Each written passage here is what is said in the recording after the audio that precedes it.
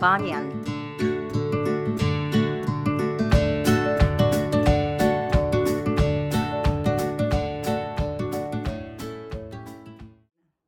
Hi, this is Ina John. I am an ankle bone alignment specialist and podiatrist.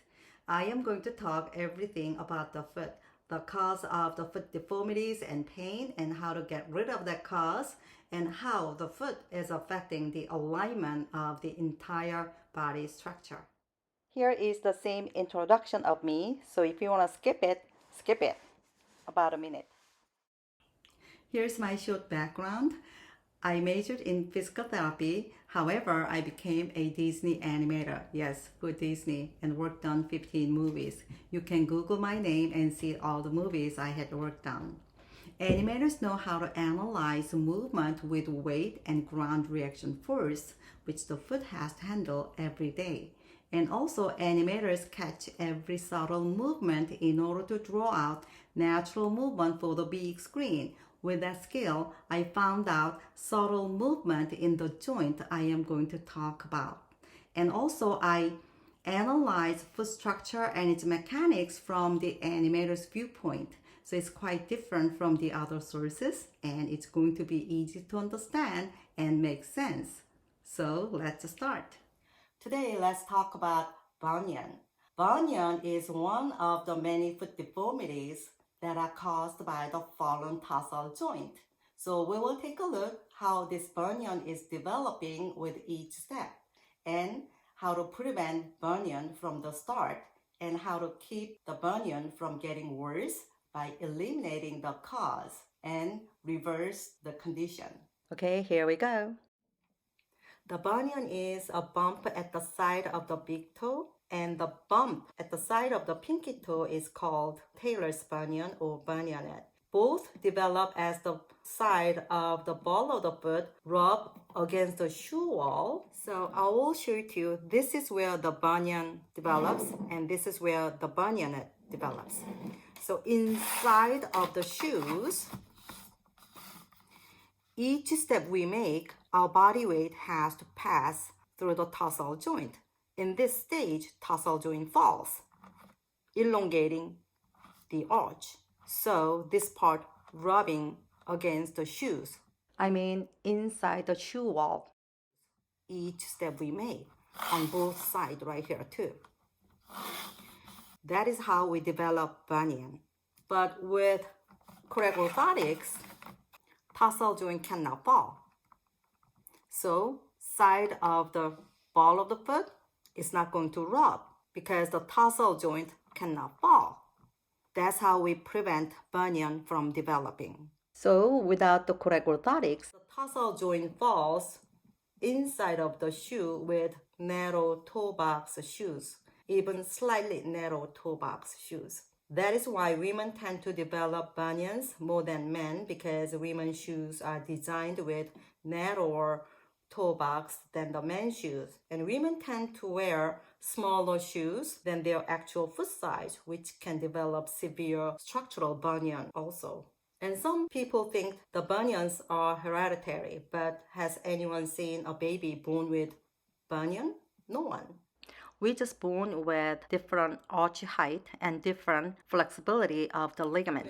If we wear wide toe box shoes or shoes with open toe area like flip-flops, and the tarsal joint falls freely and completely to the point of making a flat foot, bunions would not develop because there's nothing to rub against. And when the tarsal joint falls, the high medial arch gets longer than the lateral arch area. So the side of the big toe rubs the shoe wall longer than pinky toe side. So the bunion is more likely to happen than the bunionette. But some people walking on the lateral side, putting all the body weight on the lateral side. Then the medial arch doesn't fall much, as you can see. So tailor bunion or bunionette will develop much bigger than the bunion at the big toe side. And wearing a narrow toe box shoes, the toes are all squished into the narrow toe box area and make an angle here. So with that position, each step we make tarsal joint falls, but how many steps do we make a day? Some of us are sedentary, so only makes 5,000 steps a day. So each tarsal joint falls 2,500 times a day. So both sides of the ball of the foot rub the shoe wall inside 2,500 times a day. And if someone makes 10,000 steps a day, each tarsal joint falls 5,000 times a day. So rubs 5,000 times against the shoe wall inside. That's a lot, and it creates a lot of friction on either side of the ball of the foot. And sometimes we run or jump, making the tarsal joint to fall more severely, especially kids with still growing flexible ligaments who love to run and jump around without the correct orthotics. Then what is going to happen to their tarsal joint? But anyways, as the both sides of the ball of the foot rubbing the shoe wall, callus can start to build up on the spot where the friction happens. And as time passes by, the callus gets thicker and it deforms the foot shape. And sometimes there are shoes, the inside wall of the shoes is made with vinyl. Then the skin here and here can stick to the vinyl. Like, let's say this is vinyl, then it just stick to the skin. So when the tarsal joint falls, the skin pressed between the shoe wall and the bone inside of the skin, and so it gets thinner. And while the head of the metatarsal bone rubbing against the inside the skin, then what is going to happen that the skin will get thinner and becomes red, while the head of the metatarsal bone gets bigger and bigger by the friction inside of the skin. This eventually makes a big bump covered with thin and red skin at the side of the big toe, and that can be painful. And the bunion with some straight big toe is called the positional bunion. It looks like this. And there's another form of bunion, that's the structural bunion. This structural bunion happens exactly the same way as the positional bunion, but it happens inside of the real narrow toe box shoes, with no room in front for the elongated foot to go as the tarsal joint falls with each step. Then what is going to happen in the very tight shoes with narrow toe box shoes? Toes are all crammed in the middle, making a large angle at the side of the big toe and the side of the pinky toe. And tarsal joint falls, then there's no place inside of the shoes for the elongated foot to go. Then what is going to happen? The joint at the side of the big toe goes out like this, overstretching the ligaments between the first and second metatarsal head. This is the structural bunion, which looks like these. And this can even stretch the shoe walls out and deforming the shoe shapes as well. And some people do surgery to straighten the condition by cutting the bone out and put some screws in. But if not using the orthotics after the surgery, the tarsal joint keeps falling with each step. That is why the bunion tends to redevelop after the surgery. If the bunion is already developed, using the correct orthotics will keep the tarsal joint from falling, so it keeps the bunion from getting worse. And the condition starts to get better as the orthotics realign the fallen tarsal joint. And if anyone wants to do the bunion surgery, use the orthotics at least about a year before the surgery.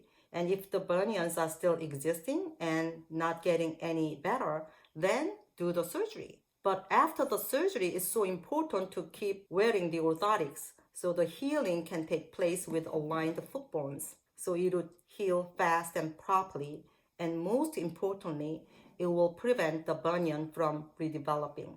Bunions tend to develop with people born with flexible muscles and high arches. These people can develop bunions even at young age if they wear narrow toe box shoes. So we can see 8 years old girls with big bunions like this. But even people with tight muscles can develop a bunion in their old age because the tarsal joint just keeps falling as long as we make a step. And when the tarsal joint has fallen quite a bit, that weakens all the foot ligaments. Then suddenly the tarsal joint starts to fall severely with each step. Then a big bunion can develop in a couple of years in their 50s or older. So to prevent the bunion, we need to use correct orthotics that aligning both ankle bones at the same height. And with the ankle bone alignment test, we can find the correct orthotics. Then the tarsal joint cannot fall. So the bunion cannot develop even though inside of the narrow toe box shoes. So today I talked about bunion. Bunion is developing with each step as the tarsal joint falls. So bunion is not hereditary. So in order to prevent the bunion from developing, we need to use correct orthotics so that the tarsal joint cannot fall. And as I showed you, when the tarsal joint falls, the entire foot bones go out of alignment, including the ankle bone. So fallen tarsal joint causes so many structural and mechanical problems throughout our entire body. So in the next video, I'll talk about heel spur. So bye for now.